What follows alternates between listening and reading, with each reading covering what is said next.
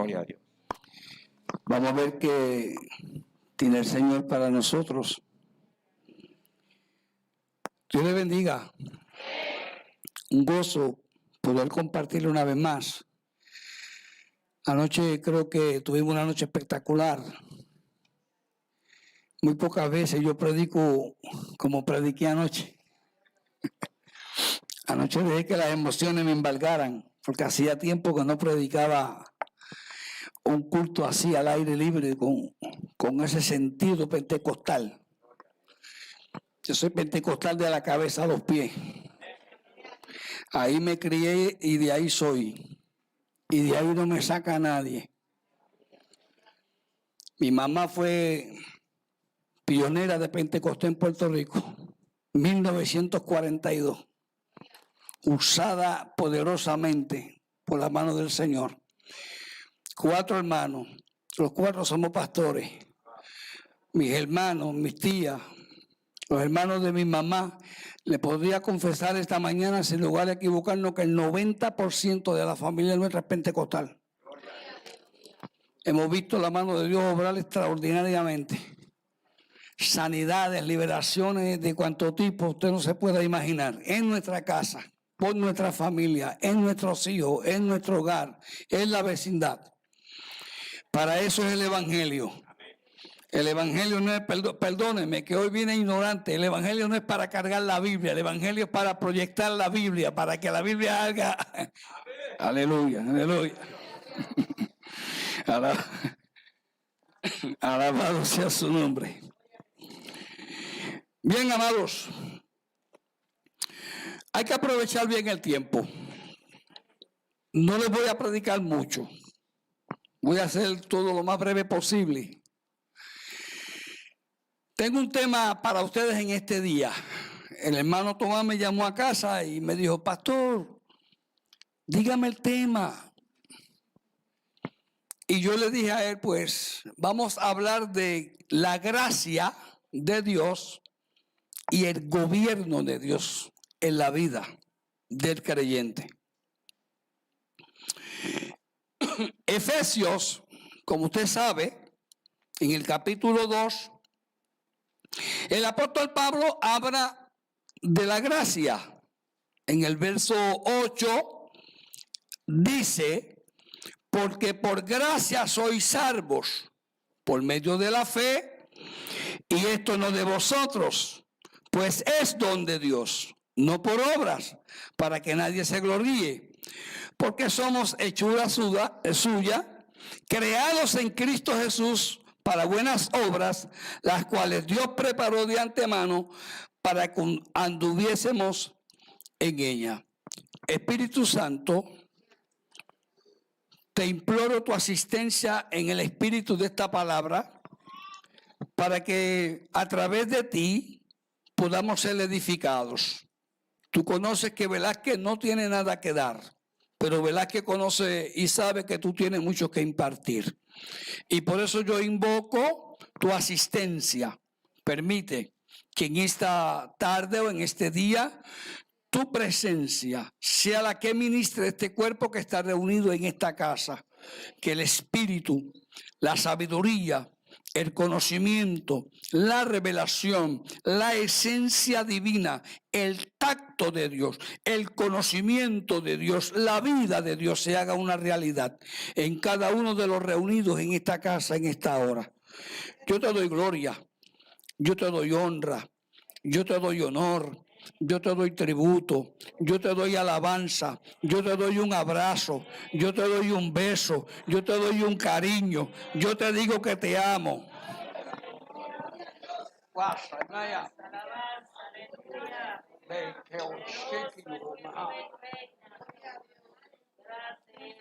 Sí, Señor.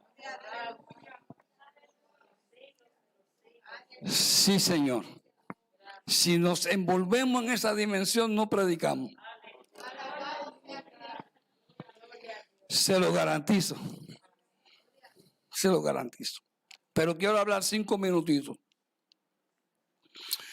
Aunque Efesios en el texto nos dice que somos salvos por gracia, no define lo que es la gracia. no tiene una definición exacta de lo que es la gracia de Dios. Más sin embargo, nosotros hemos escuchado a través de los hombres que se han dado a la tarea de interpretar los textos y expresar el conocimiento del texto, que nos han dicho que la gracia de Dios es un favor inmerecido. Es decir, usted y yo no merecemos lo que Cristo hizo por nosotros. Él lo hizo por pura gracia. Pero en la gracia de Dios hay tres elementos que yo quiero compartir con ustedes. Uno de ellos, el amor. El amor de Dios es pura gracia. Porque de tal manera, usted lo sabe, ese es el amor de Dios expresado, la gracia de Dios manifiesta, el verbo de Dios glorificado. Segundo, la misericordia de Dios. Yo no sé cuántas de ustedes han podido experimentar lo que es la misericordia de Dios. Hay una gran diferencia entre lo que es gracia y misericordia. Mientras que la gracia es un favor inmerecido, la misericordia trata de cuando Dios va a dar el juicio sobre ti, impone su misericordia sobre ese juicio. Y qué bonito es saber que Dios tiene misericordia de nosotros. Qué importante es saber que aunque nuestra familia en muchas ocasiones no le sirve al Señor, Dios tiene misericordia de ellos. Yo le doy gloria a Dios por la misericordia que tiene para con mis hijos. Yo le doy gloria a Dios por la misericordia que tiene para con mis vecinos. Porque yo puedo ver la misericordia extensiva en la vida de ellos. Hay personas que usted sabe y que conoce, que deberían ya estar bajo el juicio de Dios. Pero Dios no obra como usted piensa ni como yo quiero. Él es misericordia. Y la otro y último detalle, porque no quiero abundar mucho, del renglón de lo que nos da la gracia es la voluntad de Dios. Si usted conoce la voluntad de Dios, es específicamente porque la gracia le permite que usted pueda conocer esa voluntad. Si usted le pregunta a un inconverso, a un pecador, a alguien que no conoce a Cristo, si conoce lo que es la voluntad de Dios, te va a decir que no. Inclusive te puede decir, yo no conozco ni a Dios. Yo he escuchado hablar de Dios. Una cosa es escuchar hablar y otra cosa es conocer. La gracia nos permite a usted y a mí a conocer a Dios. No solamente conocerlo a Él, sino conocer su propósito, conocer su plan, conocer su voluntad. Si todavía usted, como creyente evangélico, no ha podido descubrir cuál es la voluntad de Dios para su vida, ampárese en la gracia de Dios. La gracia le va a permitir que usted descubra cuál es esa voluntad. Óigame, y aunque no voy a hablar de lo que es la voluntad, yo creo que se puede descubrir porque David dijo, el hacer tu voluntad, oh Jehová, me ha agradado. Y a mí, no sé a usted, me gustaría conocer cada día, cada detalle de la voluntad de Dios para mi vida. Porque cuando yo voy a conocer o conozco la voluntad de Dios, me voy a evitar muchos tropiezos en mi vida. A veces usted y yo caminamos bajo nuestra propia voluntad, nuestro propio criterio, nuestro propio conocimiento y a veces fracasamos por no acceder a la voluntad de Dios. Te invito, te exhorto para que tú puedas conocer, que tu corazón, que tu espíritu, que tu vida se llene de la gracia de Dios para descubrir cuál es la voluntad de Dios en tu vida. Pastor, es que yo voy a la iglesia. Sí, no me refiero a eso. Los pecadores también vienen a la iglesia. Esto es mucho más que eso. ¿Cree usted o no? Sí, la Biblia tiene muchos detalles, no podemos entrar en detalles porque ese no es el tema, pero tiene muchos detalles donde se muestra cuál es la voluntad de Dios. Y ahora, en adición la gracia nos provee dos cosas, dos elementos más que son sumamente necesarios. Yo sé, entiendo claramente que vuestro pastor tiene una iglesia bien educada por su conocimiento en su teología, en su estudio de la Escritura, un asiduo lector, un asiduo maestro. Pero a mí me gustaría decirte brevemente que esos dos elementos, uno que también se incluye en la gracia es el pago. El pago es lo que Cristo pagó por nosotros. Y el segundo es la compra. ¿Cuánto costó? ¿Qué tú vales?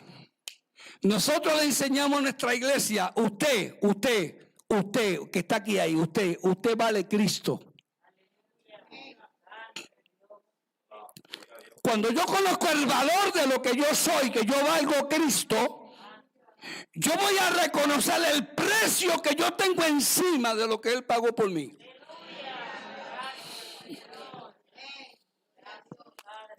Si usted entiende que usted vale Cristo, entonces usted entiende que usted tiene un valor incalculable para Dios. Porque si algo tiene valor incalculable para Dios, se llama Cristo. Porque antes de que cuando Cristo llegó, Él dijo, ahí yo tengo a mi Hijo amado, en Él yo tengo contentamiento. Y si Él tuvo contentamiento en su Hijo, y usted es parte de ese Hijo, y usted conoce el valor que hay en usted por medio de ese Hijo, usted también tiene valor para Dios.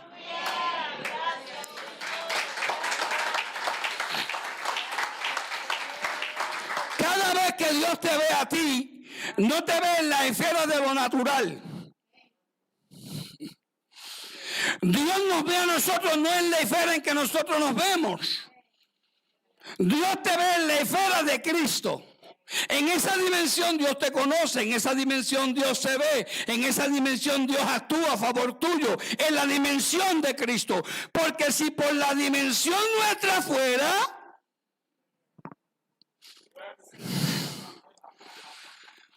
sería otra cosa.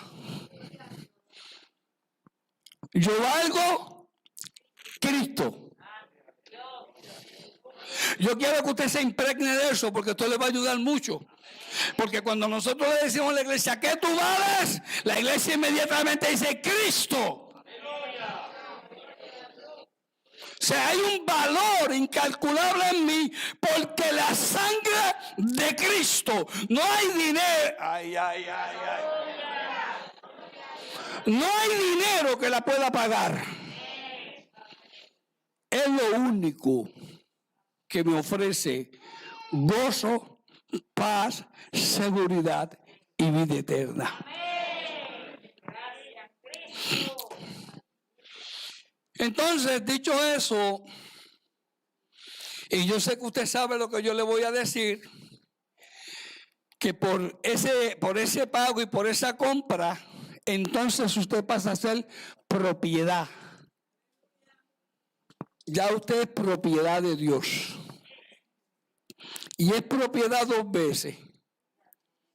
Propiedad porque lo creó y propiedad porque lo compró. Cuando yo conozco que yo soy propiedad de Cristo y que yo soy propiedad de Dios, debo de entender entonces que en el mundo espiritual, óigame bien, para que lo vaya a interpretar y le vaya a decir el niño o el joven a su papá, no fue que el pastor dijo que tú no tenías derecho sobre mí. Eso no es a eso a lo que me refiero. Me estoy refiriendo al mundo espiritual. Me estoy refiriendo al mundo que es poco conocido en la mente de los creyentes. Me refiero al mundo que cuando usted lo descubre y comienza a vivir en esa dimensión, usted va a ser cambiado y transformado porque conoce lo que opera en ese mundo. Entonces, es conocido de todos ustedes que la Biblia dice que Él nos trasladó de un reino de las tinieblas. Antes usted pertenecía allí. Pero como Cristo lo compró, como Cristo lo pagó, ahora usted es trasladado de ese reino y vive en otro reino. Óigame lo que le voy a decir. Conozco cientos de creyentes evangélicos que hablan del reino de Dios y no lo conocen. Conozco cientos de creyentes evangélicos que hablan del reino de Dios y no saben cómo opera. Conozco cientos de creyentes evangélicos que usted lo ve hablando del reino y diciendo del reino y en el momento de operar en ese reino no operan en él. ¿Por qué? Porque no lo conocen, porque no saben.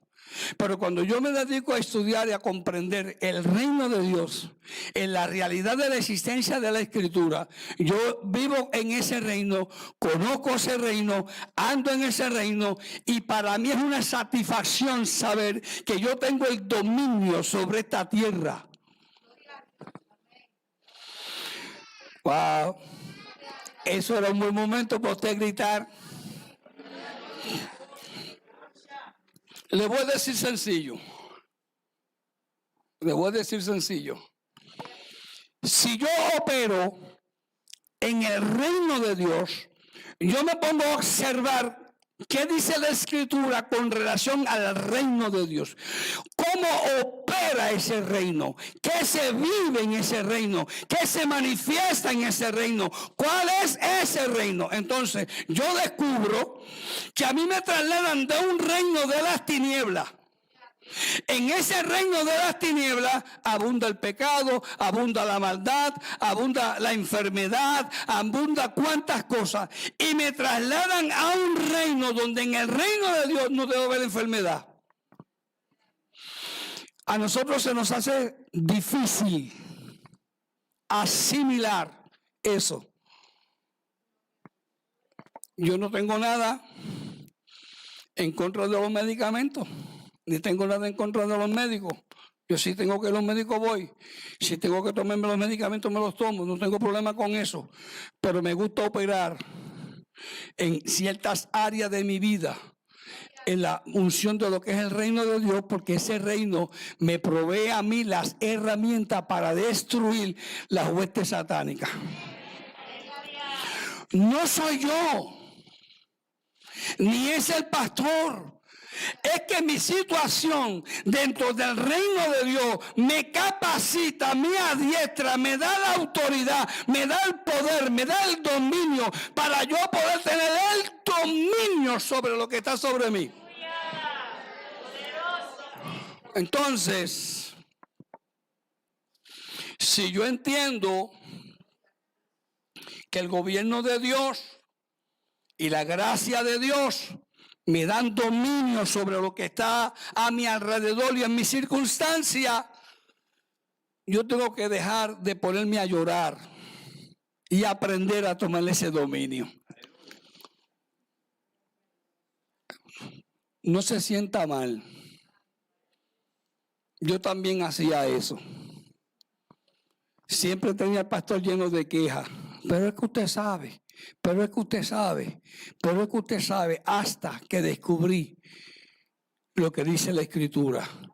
Cuando yo descubrí lo que la Escritura dice, dejé de venir al pastor para decirle, es que tú sabes. Ahora voy y le digo a la esfera que sea, quítate, muévete, sal con autoridad, porque mi posición donde yo estoy, lo que yo soy, lo que yo represento, lo que se me ha dado, me da el poder, me da la autoridad y me da el dominio sobre esa circunstancia. No es que me grite amén, eso está muy bien, es que aprenda a vivirlo. Es que aprenda a usar las herramientas.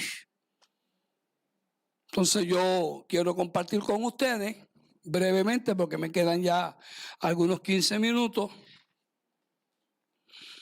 lo que es el gobierno de Dios, lo que es gobierno y lo que es gracia.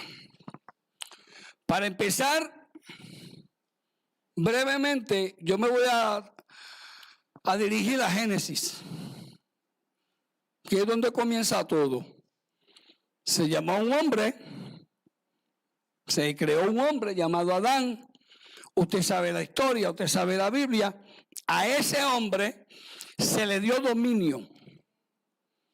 Ahora, yo quiero que usted esté bien atento a esto, porque esto le va a bendecir. Después el hermano Tomás se va a encargar de corregir. En la vida de Adán, cuando Dios lo crea un ser inteligente, pero con iluminación. Oiga esto bien. Dios crea un hombre inteligente, pero con iluminación. Inteligencia para que él pueda hacer las cosas que se le entregaron en la tierra. Todo lo que el Señor le entregó para que él lo hiciera necesitaba inteligencia, sabiduría, iluminación para que se pudiera conectar con Dios. Porque el hombre se conecta con Dios a través de la iluminación que recibe de Dios. No por la sabiduría, porque si por sabiduría fuera, tendríamos a todos los catedráticos de las universidades sirviéndole a Cristo. Pero hay una iluminación que ha sido impartida en el hombre, porque por medio de esa iluminación usted tiene un contacto con lo divino. ¿Y qué es lo que ocurre entonces, pastor? Lo que ocurre es que cuando Adán peca y comete la transgresión, Adán no perdió la inteligencia. Es un error nuestro decir que Adán se convirtió en un ser, déjame ver qué palabra uso, que no sé, no sé. No cavernícola, sino un ser, vamos a usar la palabra común, en un ser bruto porque se hizo una vestimenta de hojas de higuera. Él no se convirtió en un bruto porque se hizo hojas de higuera. Adán siguió con su sabiduría. Lo que Adán perdió cuando pecó fue la iluminación. Ese contacto divino Adán lo perdió. Cuando Cristo viene, el propósito de Cristo en ti es que tú vuelvas a tener esa iluminación, porque ya tú tienes la inteligencia. Por eso es que cuando usted está en la iglesia y tiene un grado de inteligencia y no conoce a Dios, no puede asimilar lo que está en la Escritura. Tiene sabiduría. Pero cuando usted se le entrega la iluminación del Espíritu, el Espíritu le expande la sabiduría espiritual y usted comienza a conocer. Y eso fue lo que perdió Adán. Y eso es lo que Cristo ha venido a darnos. Entonces yo tengo en el huerto a un hombre arruinado, culpable y desnudo. En palabras elementales, un pecador. Ahora. Esa es la creación perfecta de Dios, porque es la corona de la creación, describe la Escritura. Pero ¿qué ocurre? Esa corona de la creación, esa obra perfecta, transgredió lo que Dios le dijo y llegó a ser un hombre pecador y arruinado. Dios toma una decisión. La decisión que Dios toma es aplicar gracia y gobierno. Pastor, sí, gracia y gobierno.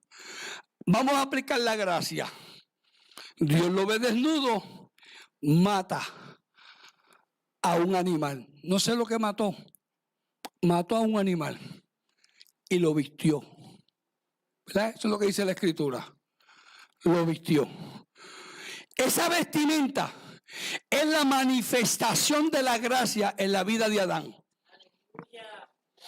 Porque aunque él no se merecía que Dios lo vistiera, Dios lo vistió.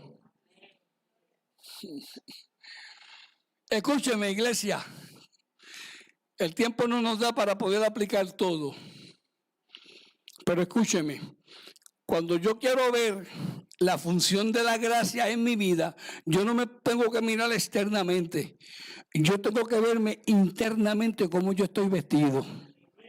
Porque la gracia ahora se refleja internamente, no externamente. Externamente todos estamos vestidos de una manera, pero internamente tenemos que estar vestidos por la gracia. Si yo conozco cuál es la gracia que está en mí y cómo funciona esa gracia, yo no voy a mirar hacia afuera, yo voy a mirar hacia adentro. Porque la gracia que me cubre me sana. La gracia que me cubre me liberta, la gracia que me cubre me protege, la gracia que me cubre me da vida, la gracia que me cubre me dirige, la gracia que me cubre está conmigo. La gracia es la manifestación de Dios en el interior de mi vida.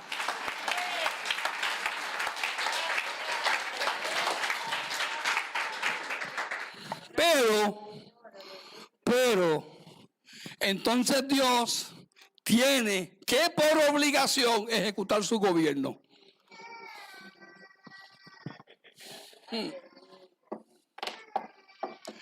Yo te puse en un lugar. Ese lugar yo te lo di para que tú lo mantuvieras. Fallaste, te saqué. Lo saqué fuera. ¿Y qué hace Dios? Pone su gobierno. ¿Cuál fue el gobierno de Dios ahí? ¿Sabe cuál fue? La espada.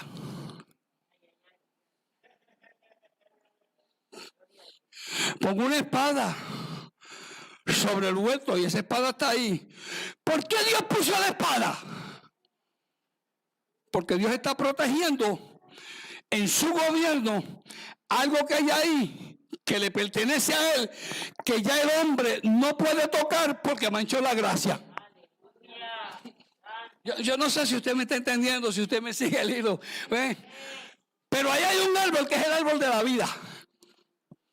Y en medio de ese huerto, Dios está protegiendo ese árbol. Y le dice a Adán, cada vez que tú veas esa túnica y esa prenda que yo te puse, tú vas a reconocer mi gracia. Pero cada vez que tú veas esa espada blandiendo en ese huerto, sabes que es mi gobierno.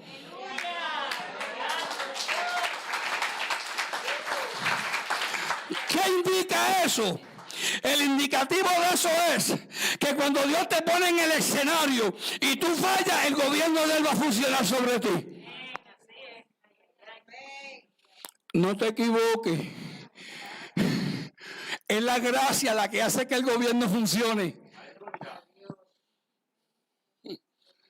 Pastor, triste, lamentable que tenemos muchos creyentes evangélicos en nuestra iglesia abusando de la gracia. Porque no conocen los resultados de faltarle a esa gracia cuando se ejecuta el gobierno. Te lo voy a decir en palabras sencillas. Lo que el hombre sembrare. Así que yo te invito a que no manches la gracia. Ay, que no se convierta esto como anoche, pastor, que no salimos de aquí hoy. No, es que yo tengo que predicar ahorita otra vez. Y no puedo llegar a las 5 de la tarde. Pero el Espíritu me lleva a eso.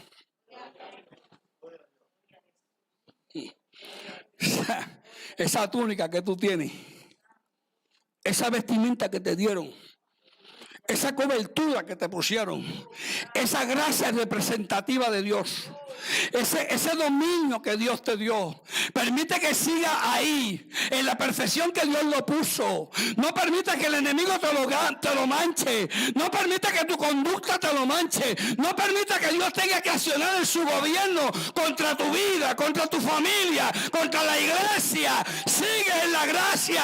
La gracia es suficiente para darte todo lo que tú necesitas. ¿Qué tú necesitas hoy?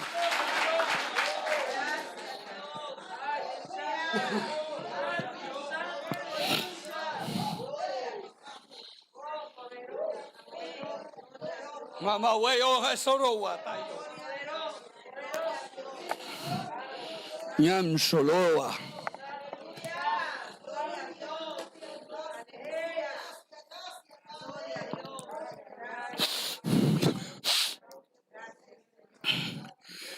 La gracia, tú te preguntarás si Dios perdonó a Adán porque lo sacó del huerto. Sí lo perdonó. Sí, porque ese es el mayor beneficio que nos brinda la gracia. el perdón. Por eso te dije al principio que uno de los elementos significativos de la gracia es el amor de Dios. Porque es a través de ese amor que cuando yo cometo un error, ese amor cubre ese pecado. Y la gracia fluye porque... sí, papá. La gracia fluye porque la gracia es Cristo en mi vida. Y cuando hay esa manifestación, ¿quién puede impedir que Dios me perdone? Nada. Ahora, quiero decirte que Adán sí fue perdonado. Pero el fallo que cometió, el error que cometió, produjo unos resultados funestos. Esto sería bien amplio. En el espíritu de la palabra no habría tiempo para definir. En la palabra del espíritu podríamos decir algunas cosas. Y usando ahora la palabra del espíritu, me refiero al conocimiento, te puedo decir que el pecado lo que hizo fue que, aparte de quitar la iluminación en la mente de Adán, separó a Dios de Adán. Fue el pecado el que hizo la separación. Fue el pecado el que hizo la distancia. ¿Usted cree que no? Aunque no está dentro del texto o del pasaje bíblico, pero te lo voy a decir por referencia del Espíritu. Cuando Abraham pecó y cometió la desobediencia con Agar, que tuvo un hijo que no era el hijo de la gracia, Dios estuvo 14 años sin comunicarse con él. ¿Le gustó eso? 14 años por elegir un hijo que no era el que Dios le había dicho. A los 14 años se le apareció Dios y le dijo: ahora viene Isaac, el hijo de la gracia. Sara, Agar, puede representar la fe, pero Sara representa la gracia. Y cuando yo me muevo en esa dimensión de reconocer que yo pequé, yo no voy a estar mucho tiempo alejado de Dios. Yo trato inmediatamente de acercarme a Él y pedirle perdón, porque Él tiene misericordia.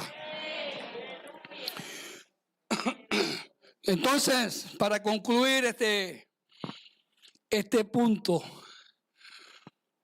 te voy a decir una línea que expresé aquí, que cuando la escribí, dirigida por el Señor, me partió el alma. Y dice lo siguiente: la culpa fue borrada de su conciencia, pero no así el sudor de su frente. ¿Sabe qué? Porque Dios va a borrar de ti la culpa del pecado, para que tú no cargues con una conciencia dañada delante de su presencia. Pero los efectos de eso, que es el sudor de la frente, te van a acompañar para acordarte siempre que un día tú fallaste.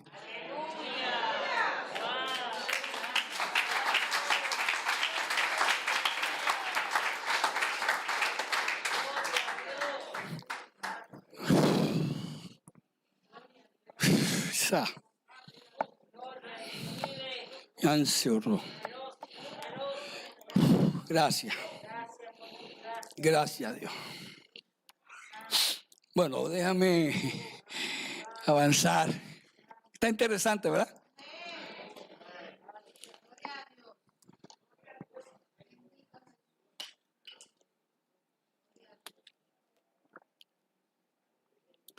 Entonces voy a considerar un segundo caso. Y si me da tiempo consideramos el tercero, si no, pues cuando yo vuelva.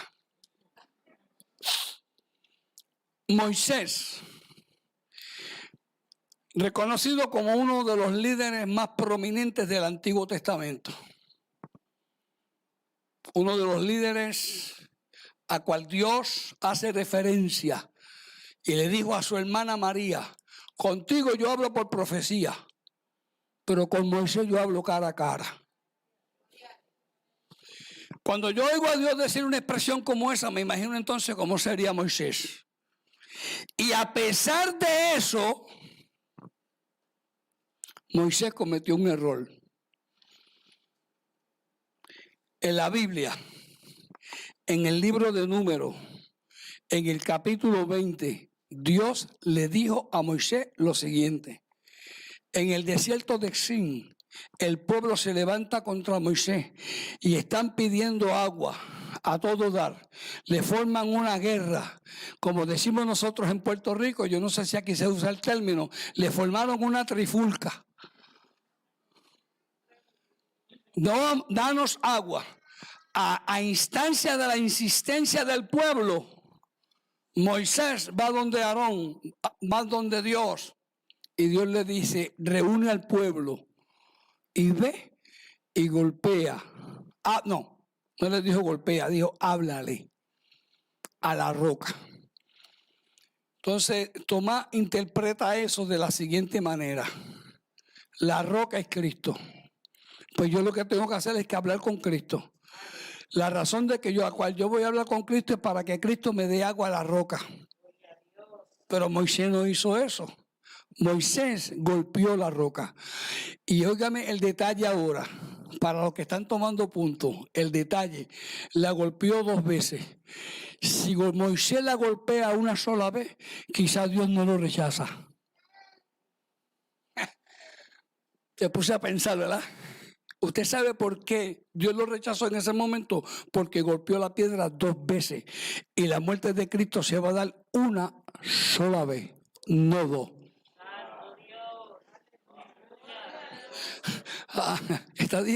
Está dirigiendo eso, lo está asimilando. ¿Sabe lo que está haciendo Moisés? Golpeando a Cristo 2 veces, una vez. Otra vez. Y Dios le dijo: no, a mi hijo lo van a golpear una sola vez. Una sola vez es suficiente para sanar. Una sola vez es suficiente para perdonar. Una sola vez es suficiente para libertar. Una sola vez es suficiente para prosperar. Una sola vez, una sola vez. Cristo una sola vez. Muerte una sola vez. Resurrección una sola vez. Vida una sola vez.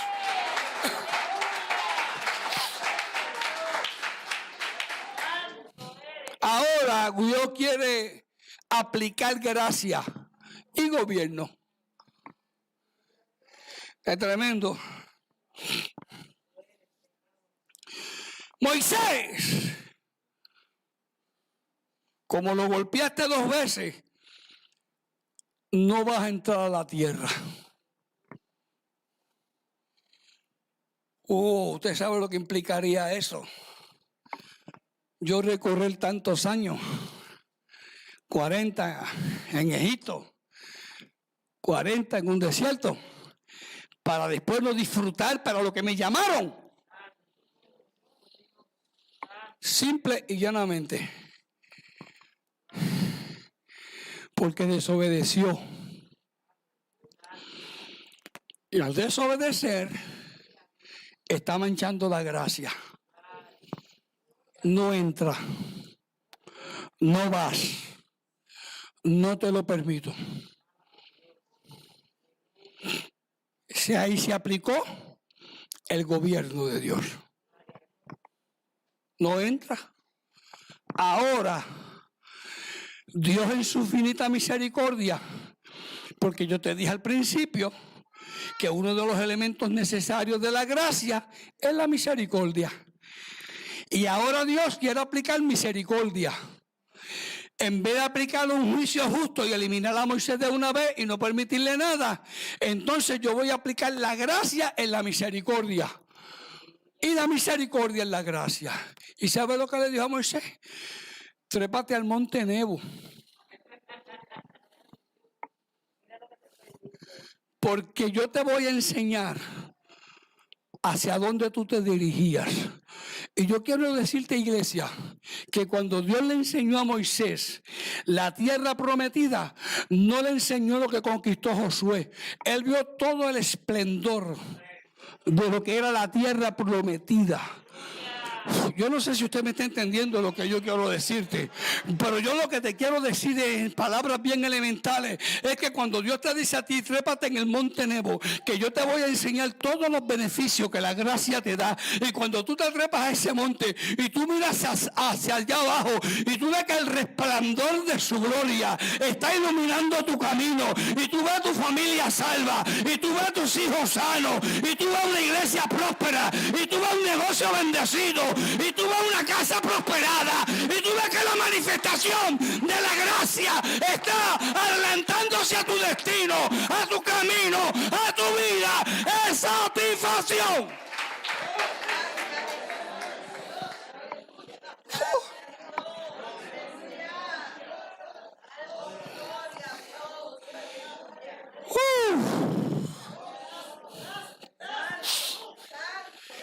Yo espero que hoy usted tenga un concepto de lo que es gracia.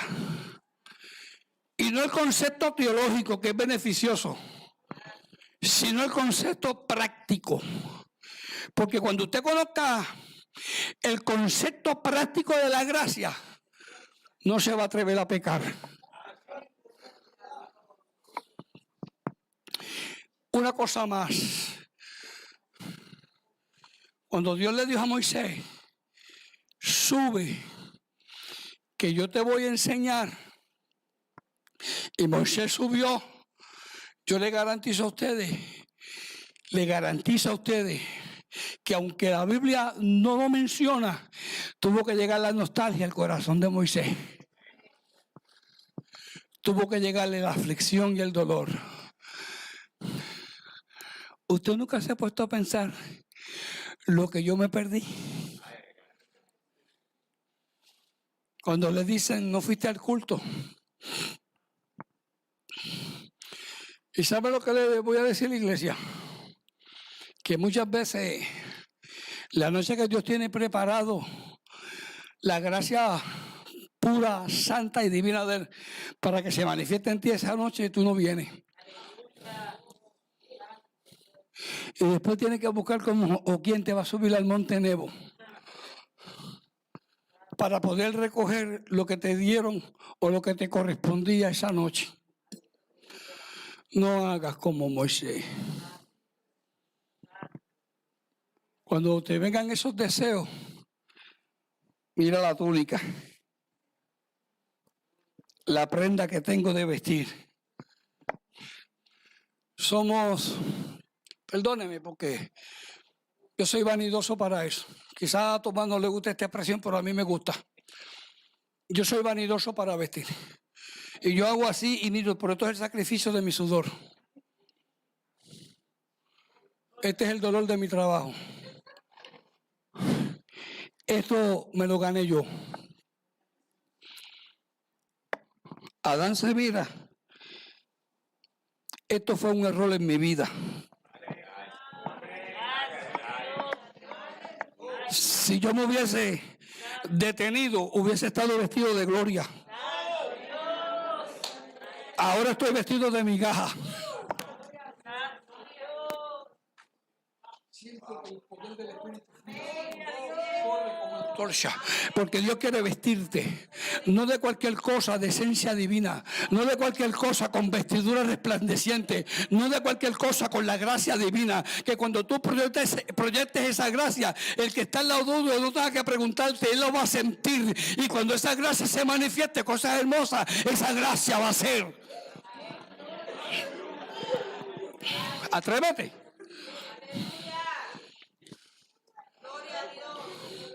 Es la gracia.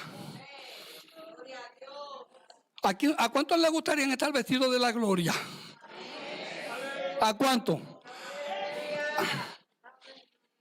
Voy a decir algo ahora que no sé si lo dije en sermones anteriores, pero lo voy a decir ahora. Si lo dije, es solamente un recordatorio.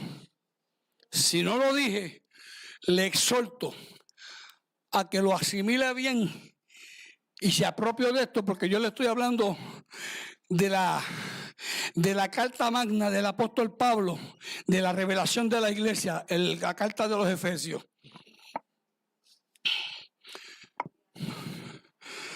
Hay teológicamente algunos, yo no tengo problema con eso, dicen que Adán o era perfecto o era espiritual. Ese es el concepto. ¿Cómo usted se considera? Silencio. No me haga silencio, grite. Alborótese. ¿Usted sabe por qué? Porque nosotros vivimos en un concepto errado que nos han enseñado por los siglos de los siglos. Y esos conceptos errados, los que han hecho en nosotros, es vivir un evangelio que no hemos podido alcanzar la dimensión evangélica o la dimensión del evangelio que debemos por simplemente los conceptos que nos han enseñado. Cuando yo comencé en el evangelio, me dijeron que yo era un hombre espiritual. Ese es el concepto, ¿verdad, pastor? Teológicamente. ¿Y qué de usted diría si yo dijera que yo soy más que espiritual? ¿Qué usted diría si yo le dijera que yo no soy espiritual? Que yo soy glorioso.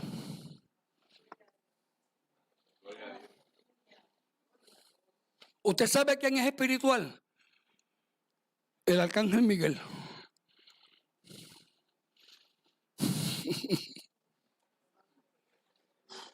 Ay.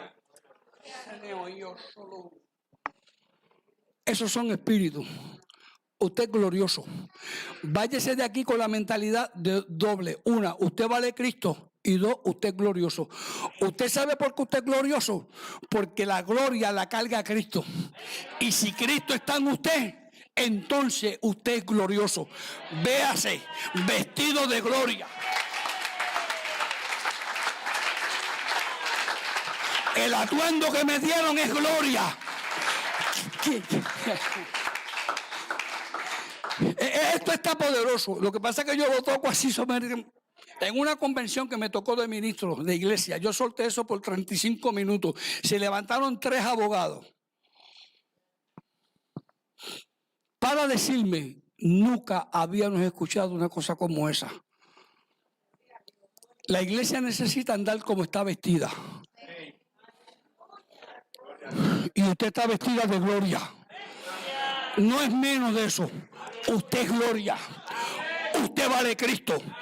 Usted tiene la sangre de Cristo. A usted lo compraron. Eso hace que yo sea glorioso.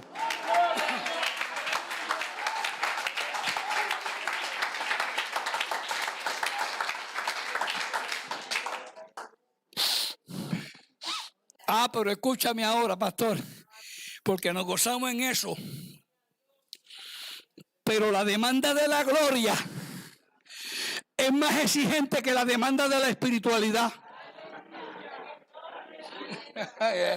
Y ahora,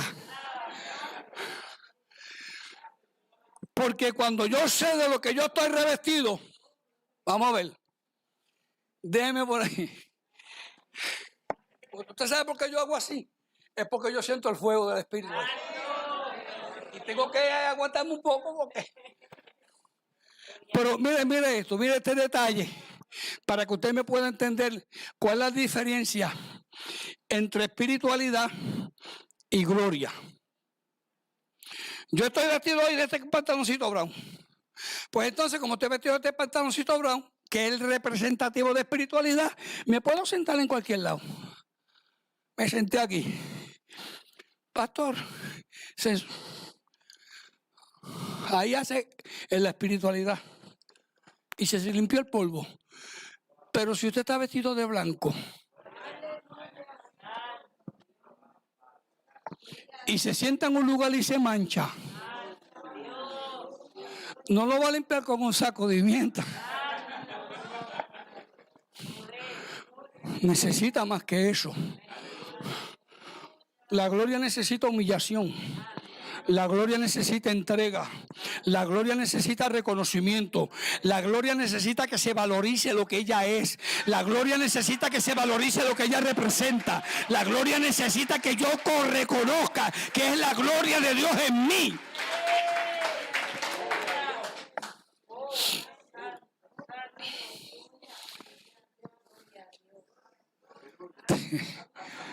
Estoy pendiente del reloj. Termino. Te estoy hablando de gracia y gobierno. Te presenté el caso de Adán, el caso de Moisés. Ahora te voy a presentar el caso de María y de Aarón.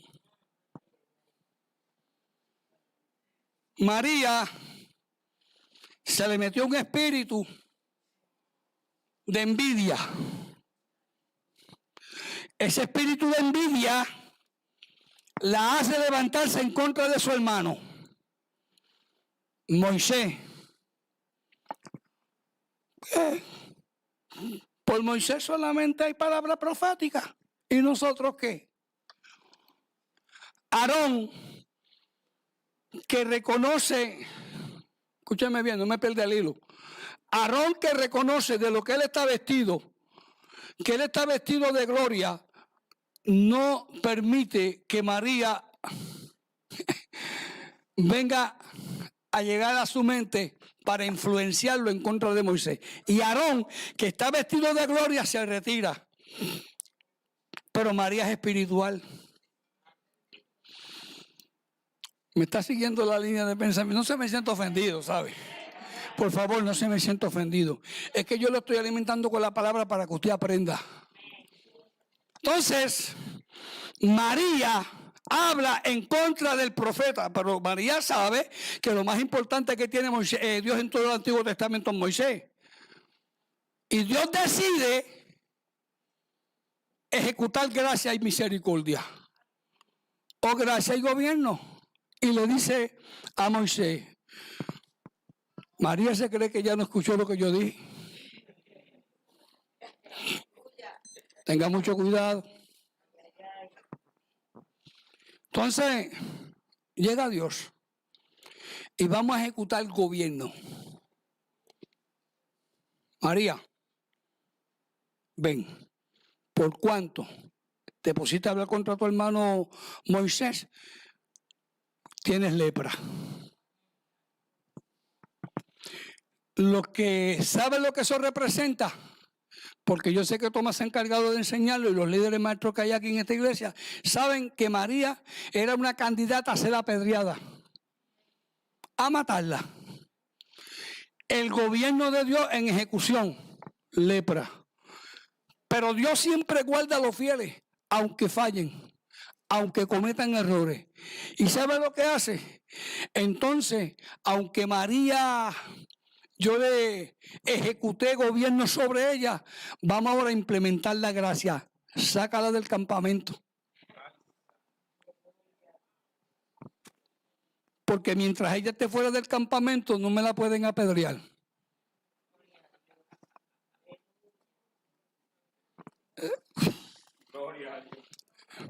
¿Tú sabes lo que te estoy enseñando hoy? Mientras tú permanezcas en la gracia, no te pueden apedrear. Cometiste el error, pero todavía estás cubierto de gracia. Y esa gracia te va a proteger. Y esa gracia te va a cubrir. Y aunque el mundo se levante contra ti, la gracia permanece sobre ti, guardándote en todo tu camino.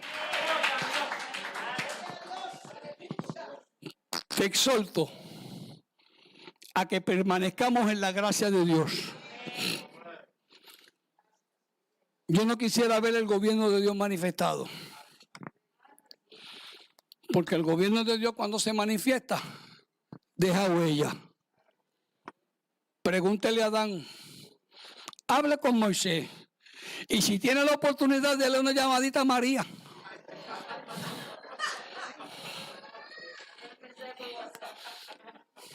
Ahora tiene un beneficio que por teléfono, ponle un WhatsApp, ponmela ahí en la cámara para preguntarle qué fue lo que pasó. Te lo digo de esa forma, jocosa, para que tú puedas entender que todavía en el siglo XXI la gracia sigue vigente y el gobierno de Dios también. La iglesia tiene que abrir sus ojos. Vamos a orar.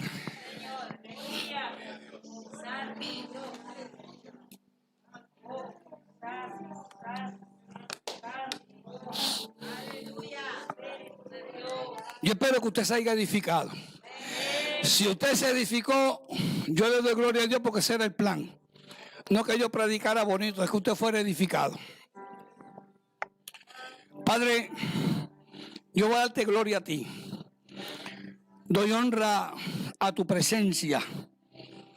Yo, José Velázquez, reconozco que sin la función de esa gracia en mi vida sería un inútil. Pero la gracia me ha puesto a valer algo en tu presencia. Yo te doy gracias, te doy honra, te doy honor. Aquí hay un gran sinnúmero de personas que han escuchado lo que es gracia y gobierno. Ahora, Espíritu de Dios, te imploro. El turno tuyo ahora. Ya el mío pasó. Ahora el turno es tuyo. Los redimidos que están ahí, que la gracia los cubre. Vamos, toca. Su banda ratón manchena, toca. Que el espíritu de la palabra toque y ministre. Que el espíritu de la palabra imparta vida. Que el espíritu de la gracia comience en este instante a tocar. Yo te imploro esta tarde, Espíritu Santo y maravilloso de Dios, que tú traigas compungimiento de corazón a los que han faltado a esa gracia, a los que han faltado a esa verdad divina, y que la palabra del Espíritu sea ministrando. En el nombre de Jesús. Amado, Dios me les bendiga. Yo voy a dejar al pastor Tomás para que él continúe.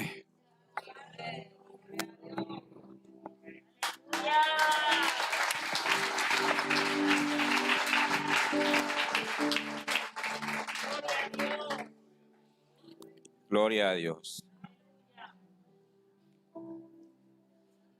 La palabra me ha tocado muy profundamente. Pensé en un momento y no pude evitar llorar. Lo que Adán sintió cuando se miró por fuera y dijo: esto me lo gané yo.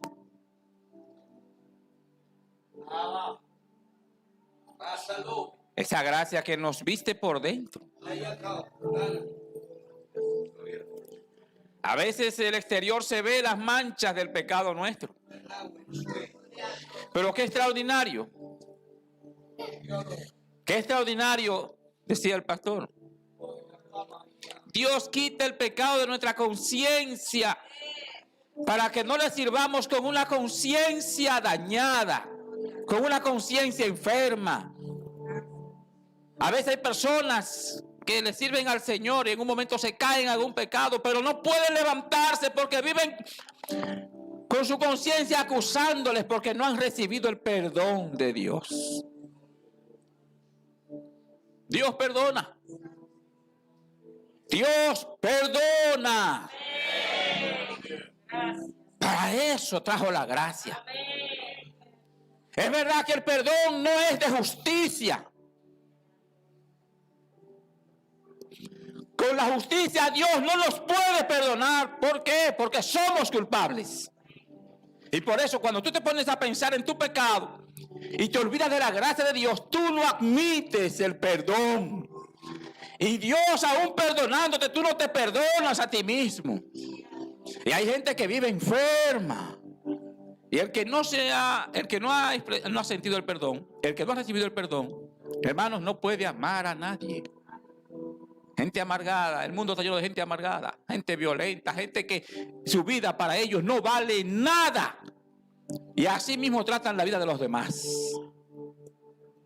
Porque no se han perdonado.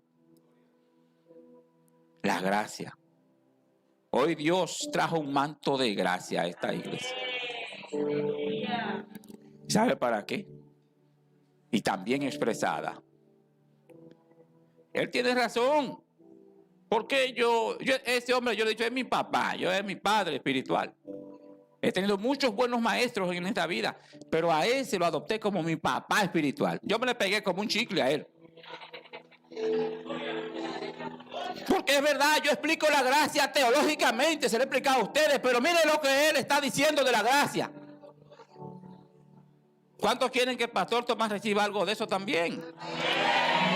Ore por mí.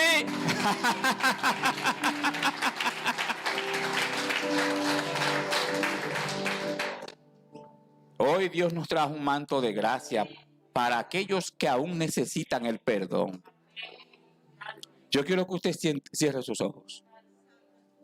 Antes de ministrar la ofrenda, vamos a ofrendar el alma al Señor. Y yo quiero, mire, oye, yo quiero orar por salvación, pero quiero orar por perdón de los que ya estamos convertidos, que tenemos problemas con la gracia, porque la hemos ensuciado. Hemos ensuciado la gracia, muchos. Y andamos por ahí casi natimuertos, andamos por ahí medio, ¿verdad? El hedor de nuestro pecado está cundiendo la manzana, la comunidad, y nosotros andamos por ahí queriendo cubrirnos como Adán con una reputación que está hace rato vuelto un desastre, con hojitas de higuera. Dios quiere cubrirte con su gracia. Cierra tus ojos. Y yo quiero que aquellos que aún no han reconocido a Cristo como Señor y Salvador tengan la oportunidad de levantar su mano donde están. ¿Dónde tú estás? Levanta tu mano y di: yo quiero a Cristo. Yo quiero a Cristo como Señor y Salvador de mi vida. ¿Quién lo quiere? ¿Quién quiere ese perdón que Dios ha expresado en Cristo Jesús? ¿Quién lo quiere? Levanta tus manos.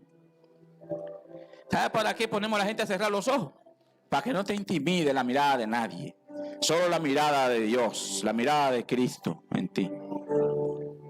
¿Quién quiere a Jesús?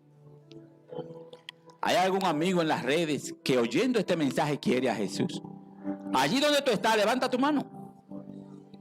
Levanta tu mano e inclina tu corazón y dile al Señor: yo quiero recibir esa gracia que perdona el pecado, esa gracia que quita el pecado, esa gracia que lo quita de la conciencia, esa gracia que da perdón eterno, esa gracia que hace que la sangre de Cristo fluya y limpie para siempre la conciencia. ¿Lo quieres?